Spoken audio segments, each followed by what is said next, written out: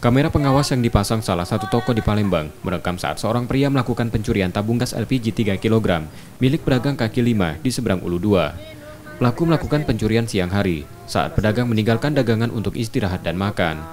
Cara pelaku mencuri dengan lebih dulu menunggu suasana sepi dan mencabut selang regulator dari tabung gas. Karyawan dia lagi pergi. Terus? Iyalah, uangnya telah dari pelaju yang tersangka tuh muter sini belok.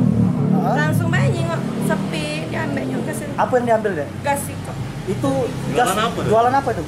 Jualan kebab. Oh, kebab. Sebelah kopi kafe. Itu posisinya memang tercocok gasnya sambung. Posisi sudah dicocok. Pemilik yang itu kebab itu? Iyalah. Ada nggak? Nggak kate, ada di dalam. Oh. Posisinya sepi, memang jalan juga lagi sepi.